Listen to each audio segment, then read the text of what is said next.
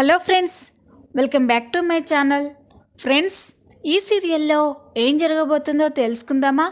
ఇక ఎపిసోడ్లోకి వెళ్ళినట్లయితే చందు వచ్చి బాధగా కూర్చొని ఆలోచిస్తూ ఉంటే అప్పుడే సరళ అక్కడికి వస్తుంది. చందు బాధపడుతూ ఉండడం చూసి, ఏంట్రా అలా ఉన్నావేంటి అని అడుగుతుంది.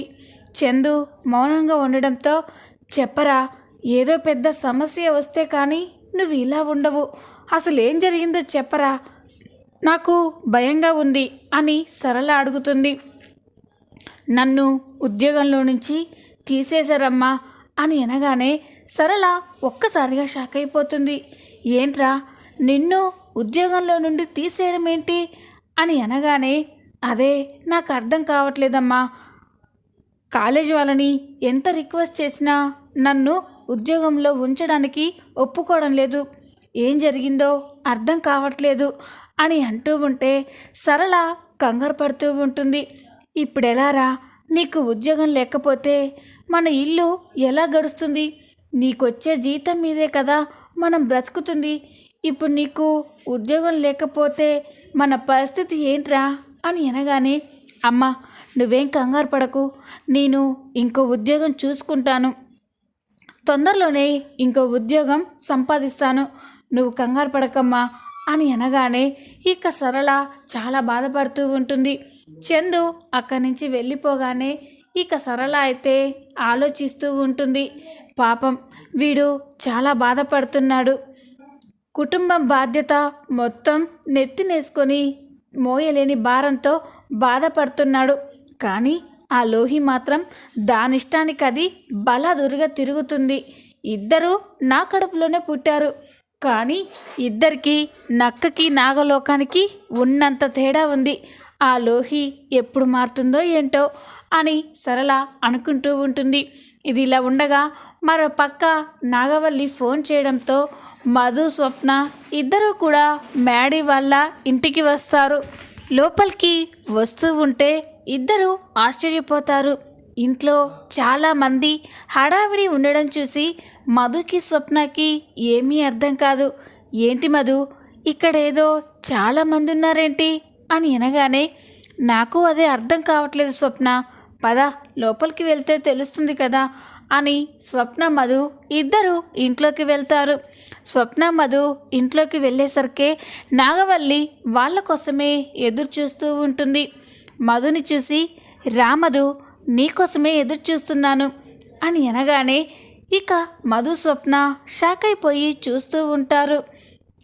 నువ్వు ఎక్కడ ఈ అద్భుతాన్ని చూడడం మిస్ అవుతావో, టైంకి రావేమోనని చాలా టెన్షన్ పడ్డాను మధు, కానీ పర్లేదే వెంటనే వచ్చేసావు అని నాగవల్లి అంటూ ఉంటే ఇక స్వప్న, ఆంటీ ఏంటి ఈ హడావిడంతా ఏంటి, ఇంట్లో ఇంతమంది గెస్టులు ఉన్నారేంటి, ఏదైనా ఫంక్షనా ఆంటీ అని అడుగుతుంది.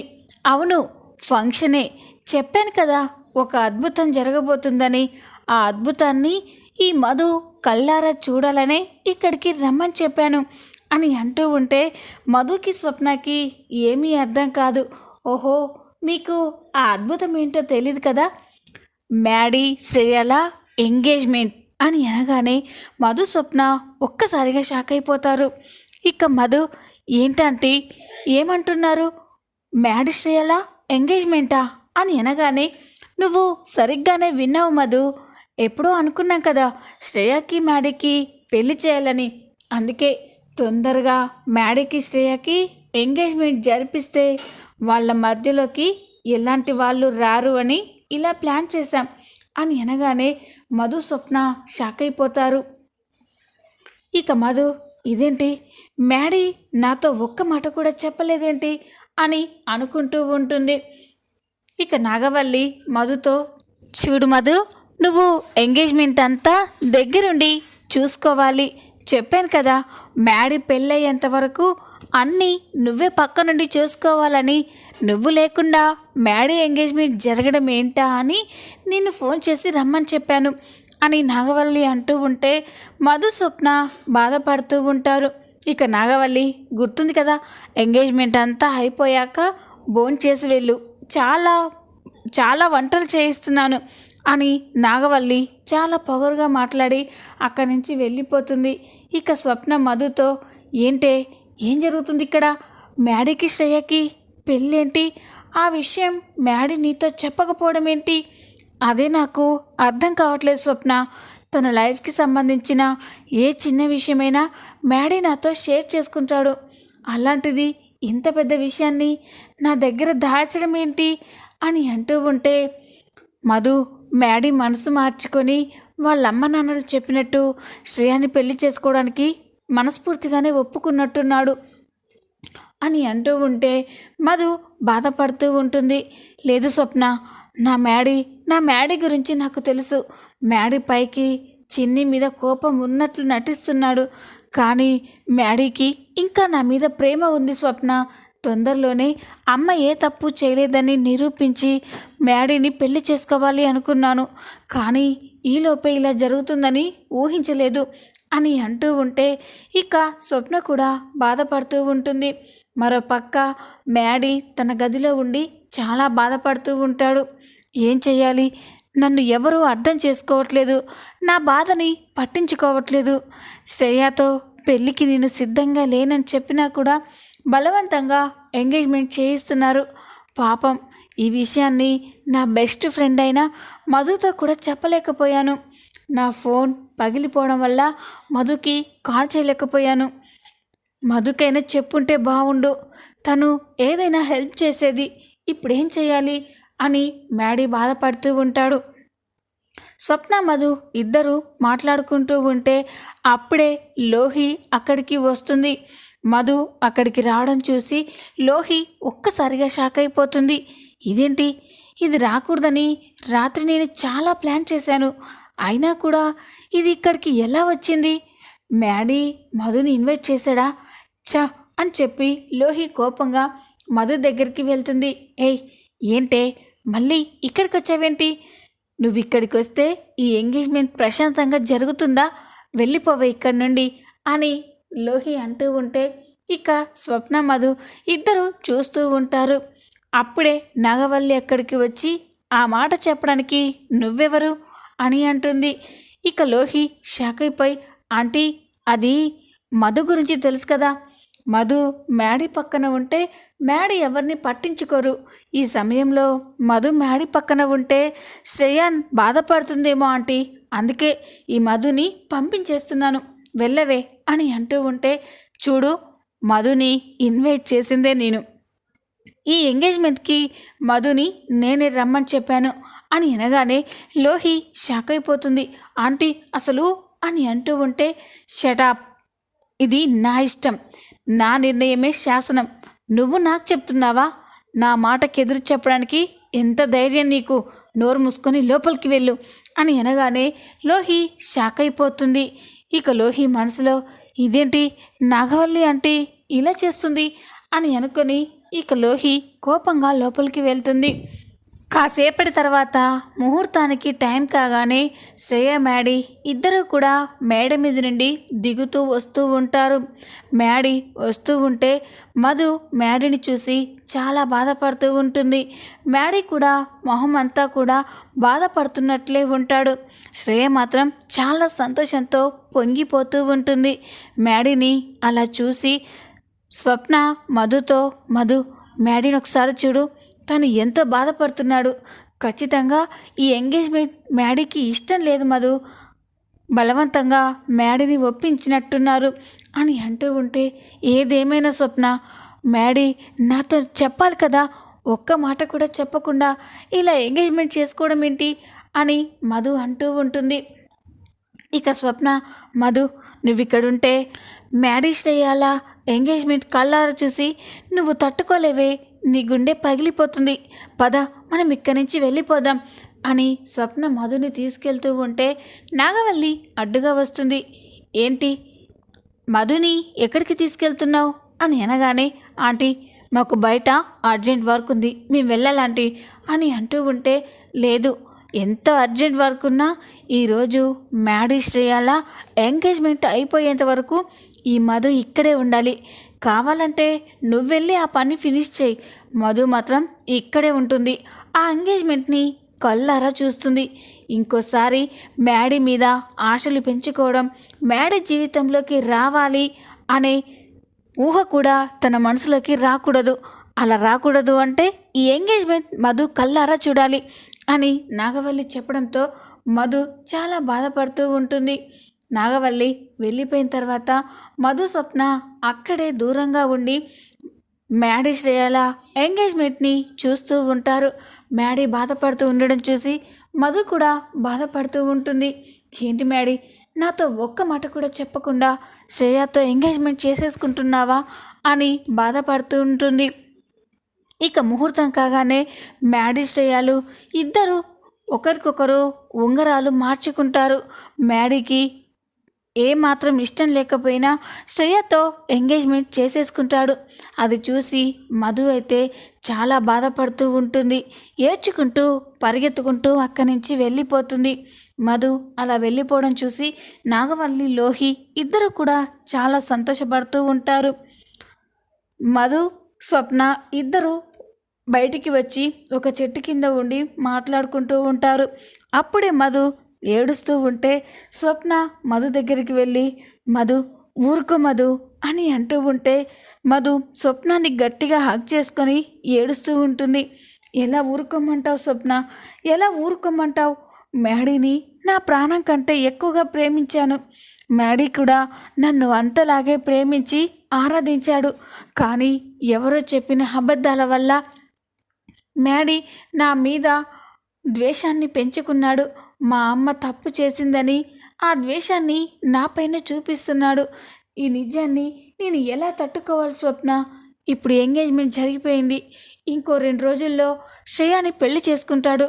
తర్వాత మా అమ్మ నిర్దోషి అని తెలిసాక శ్రేయాని వదిలేసి మ్యాడీ నా జీవితంలోకి ఎలా వస్తాడు? అయిపోయింది స్వప్న, అంతా అయిపోయింది. ఇన్ని రోజులు నేను పడ్డ కష్టమంతా వృధా అయిపోయింది అని మధు ఏడుస్తూ కన్నీళ్ళు పెట్టుకుంటూ ఉంటుంది. అప్పుడే అటుగా హాఫ్ టికెట్ వెళ్తూ మధు, స్వప్న బాధపడుతూ ఉండడం చూసి, ఇదేంటి చిన్ని అంతలా బాధపడుతుంది, ఏమై ఉంటుంది అని అక్కడికి వెళ్ళి అక్కడే ఉన్న ఒక చెట్టు చాటున ఉండి వాళ్ళ మాటలు వింటూ ఉంటుంది.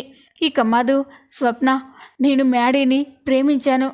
మ్యాడీ నాకు దక్కడని తెలిసిన మరుక్షణం నా ప్రాణాలు పోవడం తప్ప ఇక నేను బ్రతకలేను అని అంటూ ఉంటే స్వప్న షాక్ అయిపోతుంది. మధు, ఏం మాటలే అవి అని అంటూ ఉంటే, ఏంటి స్వప్న, చిన్నప్పటి నుండి నా జీవితం ఇలాగే ఉండిపోయింది. నేను ఎంతగానో ప్రేమించిన అమ్మ నాకు దూరమైంది. నేనే ప్రాణంగా ఉన్న నాన్న కూడా జైలు నుండి విడుదలైనాక కూడా ఇంకా నాకు దూరంగానే ఉన్నాడు. మళ్ళీ ఎన్ని రోజుల తర్వాత మ్యాడీని ప్రాణంగా ప్రేమించాను. మ్యాడీ కూడా నన్ను ప్రేమించాడు. కానీ మా అమ్మ వాళ్ళమ్మని చంపిందని అపోహతో మ్యాడీ నన్ను దూరం పెడుతున్నాడు. ఆ నిజాన్ని నిరూపిస్తేనైనా మ్యాడీ మనసు మార్చుకుంటాడు అనుకున్నాను. కానీ ఆ టైం నాకు లేదు, సాక్ష్యాలు కూడా లేవు. అలాంటప్పుడు మా అమ్మ నిర్దోషి అని నేను ఎలా నిరూపించగలను? మ్యాడీని ప్రేమని ఎలా గెలుచుకోగలను అని మధు కన్నీళ్లు పెట్టుకుని ఏడుస్తూ ఉంటే స్వప్న మధుని ఓదార్చుతూ ఉంటుంది. ఈ మాటలన్నీ విని హాఫ్ టికెట్ ఒక్కసారిగా షాక్ అయిపోతాడు. ఇదేంటి, చిన్ని చిన్ని ఆ దేవేంద్ర వర్మ కొడుకుని అంతలా ప్రేమిస్తుందా? ప్రాణం కంటే ఎక్కువగా చిన్ని ఆ అబ్బాయిని ప్రేమిస్తుందా? ఇప్పుడు ఏం చేయాలి? చిన్ని అంతలా బాధపడుతూ ఉంటే చూడలేకపోతున్నాను. తర్వాత చిన్ని ప్రేమించిన ఆ కుర్రాడు చిన్నికి దూరం అయిపోతే బాలరాజన్న నన్ను క్షమిస్తాడా? ఆ కుర్రాడితో కావేరి ఏ తప్పు చేయలేదనే నిజాన్ని ఎందుకు చెప్పలేదని బాలరాజన్న నా పైన కోప్పడతాడు. లేదు, నేను చిన్నిని సంతోషంగా చూసుకుంటానని బాలరాజన్నకి మాటిచ్చాను. ఆ మాట నిలబెట్టుకుంటాను. అలా నిలబెట్టుకోవాలి అంటే ఆ మ్యాడీ బాబుకి కావేరి వదిన ఏ తప్పు చేయలేదని నిజం తెలిసేలా చేయాలి అని హాఫ్ టికెట్ ఆలోచిస్తూ ఉంటాడు. ఇక తన ఫోన్ తీసుకొని ఎలాగోలా మ్యాడీ నెంబర్ని కనుక్కొని మ్యాడీకి కాల్ చేస్తాడు. అన్నోటెడ్ నెంబర్ నుండి కాల్ రాగానే మ్యాడీ ఫోన్ లిఫ్ట్ చేసి, హలో ఎవరు అని అంటాడు. ఇక హాఫ్ టికెట్, నేను బాబు హాఫ్ టికెట్ని మాట్లాడుతున్నాను అని అనగానే మ్యాడీ షాక్ అయిపోతాడు. హాఫ్ టికెటా? నువ్వెందుకు నాకు ఫోన్ చేశావు అని అనగానే నీతో ఒక ముఖ్యమైన విషయం మాట్లాడాలి బాబు, నేను చెప్పిన చోటుకి రా అని అంటూ ఉంటే ఇక మ్యాడీ షాక్ అయిపోతాడు. ముఖ్యమైన విషయమా? ఏంటది అని అనగానే నువ్వు ఇక్కడికి వస్తే తెలుస్తుంది బాబు, ఖచ్చితంగా రా. ఈ విషయం మీ ఇంట్లో మీ అమ్మకు కానీ నాన్నకు కానీ ఎవ్వరికీ చెప్పకూడదు, నువ్వొక్కడవే రావాలి అని అనగానే మ్యాడీ షాక్ అయిపోతాడు. అలాగే వస్తాను అని చెప్పి ఫోన్ కట్ చేసి హాఫ్ టికెట్ చెప్పిన చోటుకే మ్యాడీ వెళ్ళి వెయిట్ చేస్తూ ఉంటాడు. కాసేపటి తర్వాత హాఫ్ టికెట్ అక్కడికి వస్తాడు. హాఫ్ టికెట్ని చూసి మ్యాడీ, ఏంటి హాఫ్ టికెట్, ఆ రోజు కాలేజీలో అడిగితే నాకేం తెలీదు అన్నావు, మళ్ళీ ఇప్పుడు ఫోన్ చేసి ముఖ్యమైన విషయం మాట్లాడాలి అంటున్నావు, ఏంటా విషయం అని అడుగుతాడు. మీ అమ్మ హత్య వెనుక ఉన్న అసలైన నిజం నీతో చెప్పడానికే రమ్మన్నాను బాబు అని అనగానే మ్యాడీ షాక్ అయిపోతాడు. ఏంటి, ఏం మాట్లాడుతున్నావు? మా అమ్మ డెత్కి సంబంధించిన విషయమా? అందులో మాట్లాడడానికి ఏముంది? ఆ చిన్ని వాళ్ళ అమ్మ కావేరి కదా మా అమ్మని మోసం చేసి చంపేసింది, ఇంకా తెలుసుకోవాల్సింది ఏముంది అని అనగానే లేదు బాబు, నువ్వు పొరపాటు పడుతున్నావు. కావేరి వదిన చాలా మంచిది, చాలా గొప్ప మనసున్నది, స్నేహానికి ప్రాణం ఇస్తుంది. అలాంటి కావేరి వదిన ఎంతో స్నేహంగా చూసుకున్న మీ అమ్మని ఎలా చంపుతుంది బాబు అని అంటూ ఉంటే మ్యాడీ మాత్రం కోపంగా చూస్తూ ఉంటాడు. చూడు హాఫ్ టికెట్, నీతో ఇవన్నీ చెప్పమని ఆ చిన్నియే పంపించింటుంది, కానీ నేను నమ్మను, ఎప్పటికీ నమ్మను. ఆ చిన్ని వాళ్ళ అమ్మే మా అమ్మని చంపింది, నాకు తల్లి ప్రేమ లేకుండా చేసింది, ఇది నేను నమ్మను అని అంటూ ఉంటే ఇక హాఫ్ టికెట్ నమ్మాలి బాబు, నమ్మాలి. ఎందుకంటే ఆ హత్య చేసింది కావేరి వదిన కాదు, ఆ హత్య చేసింది అని అంటూ ఉంటే ఎవరు హాఫ్ టికెట్, ఎవరు చెప్పు అని అంటూ ఉంటే ఇంకెవరు, నీ కన్న తండ్రి దేవేంద్ర వర్మనే అని చెప్పగానే మ్యాడీ షాక్ అయిపోతాడు. అవును బాబు, నువ్వు నమ్మినా నమ్మకపోయినా ఇదే నిప్పు లాంటి నిజం. నీ తండ్రి, నిన్ను కన్న తండ్రి ఆస్తి కోసం నీ కన్న తల్లిని చంపేశాడు. తను తప్పించుకోవడం కోసం అమాయకురాలైన కావేరి వదిన పైన ఆ నేరాన్ని వేసి సాక్ష్యాలు సృష్టించి జైలుకి పంపించి చెయ్యని తప్పుకి కావేరి వదిన శిక్ష అనుభవించేలా చేశాడు అని హాఫ్ టికెట్ చెప్పగానే మ్యాడీ షాక్ అయిపోతాడు. ఇక పట్టరాని కోపంతో హాఫ్ టికెట్ చొక్కా పట్టుకొని, రేయ్ ఏం మాట్లాడుతున్నావురా, నా తండ్రికి నా తల్లి అంటే ప్రాణం, అలాంటిది మా నాన్నే మా అమ్మని ఎలా చంపుతాడు? ఇదంతా కట్టు కదా, నేను నమ్మను. ఆ చిన్ని నీతో ఇలా చెప్పిస్తుంది కదూ అని అంటూ ఉంటే అయ్యో బాబు, చిన్నికి కూడా తెలీదు, ఈ పచ్చి నిజం ముందు నీతోనే చెప్తున్నాను అని అనగానే మ్యాడీ, నేను నమ్మను అని అంటూ ఉంటే నాకు తెలుసు బాబు, సాక్ష్యాలు లేదే ఎవరు నమ్మరు కదా, నువ్వేంటి ఎవ్వరూ నమ్మరు, నా దగ్గర నువ్వు నమ్మే సాక్ష్యం ఒకటి ఉంది, అది చూస్తేనైనా నమ్ముతావేమో అని ఇక హాఫ్ టికెట్ తన ఫోన్లో దేవ పార్వతిని చంపుతున్నప్పటి వీడియో ఉంటుంది. ఆ వీడియోని మ్యాడీకి చూపిస్తూ ఉంటాడు. అందులో దేవ ఆస్తి కోసమే పార్వతిని చంపినట్టు మ్యాడీకి అర్థమైపోతుంది. అది చూసి మ్యాడీ ఒక్కసారిగా షాక్ అయిపోతాడు. ఇక పట్టరాని కోపంతో షాక్ అయిపోయి చూస్తూ ఉంటాడు. చూసావా బాబు, ఇప్పటికైనా నమ్ముతావా? నీ తండ్రే నీ కన్న తల్లిని చంపాడు, ఆ నేరాన్ని చిన్ని వాళ్ళ అమ్మ పైన వేశాడు. పాపం ఆ చిన్ని తల్లి తన అమ్మ ఏ తప్పు చేయలేదని నిరూపించుకోవడం కోసం ఎన్నో ప్రయత్నాలు చేస్తుంది. ఈ నిజం తనకి చెప్పొద్దు అనుకున్నాను, కానీ నువ్వు చిన్నిని ప్రాణంగా ప్రేమించావు, చిన్ని కూడా నిన్ను ప్రాణంగా ప్రేమించింది. ఇప్పుడు ఈ అబద్ధాన్ని నువ్వు నమ్మడం వల్ల మీ ఇద్దరూ కలవలేకపోతున్నారు. మీ ప్రేమ గెలిపించడం కోసమే ఈ నిజాన్ని నీతో చెప్తున్నాను అని అనగానే మ్యాడీ షాక్ అయిపోతాడు. హాఫ్ టికెట్, అంటే చిన్ని ఎక్కడుందో నీకు తెలుసా? చెప్పు హాఫ్ టికెట్, చిన్ని ఎక్కడుందో చెప్పు. నేను తన కాళ్ళ మీద పడి క్షమాపణలు అడగాలి. పాపం వాళ్ళమ్మ ఏ తప్పు చేయకున్నా కూడా ఎంతో అపార్థం చేసుకున్నాను, చిన్నిని అసహించుకున్నాను. నన్ను మోసం చేసిందని తనని ఎన్నో మాటలు అన్నాను. నా తండ్రే నన్నింత మోసం చేస్తాడు అనుకోలేదు. చెప్పు హాఫ్ టికెట్, నేను చేసిన తప్పుకి చిన్నిని క్షమాపణలు అడగాలి. చెప్పు హాఫ్ టికెట్, చిన్ని ఎక్కడుంది అని అనగానే, చిన్ని రోజు నీతోనే ఉంటుంది బాబు, నీతోనే స్నేహం చేస్తుంది అని అనగానే మ్యాడీ షాక్ అయిపోతాడు. ఏంటి హాఫ్ టికెట్, నాకేం అర్థం కావట్లేదు. అదే బాబు, నీతో తిరుగుతున్న మధునే, నీ బెస్ట్ ఫ్రెండ్ మధునే నువ్వు ప్రేమించే చిన్ని అని అనగానే మ్యాడీ ఒక్కసారిగా షాక్ అయిపోతాడు. ఏంటి హాఫ్ టికెట్, ఏం మాట్లాడుతున్నావు నువ్వు?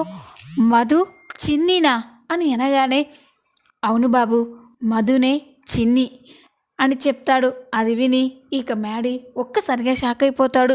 మధుతో గడిపిన క్షణాలన్నీ గుర్తు చేసుకొని చాలా ఎమోషనల్ అయిపోతూ ఉంటాడు. చూద్దాం మరి రాబోయే ఎపిసోడ్లో ఏం జరగబోతుందో. ఈ వీడియో కనుక మీకు నచ్చినట్లయితే లైక్ చేయండి, సబ్స్క్రైబ్ చేసుకోండి. Thanks for watching.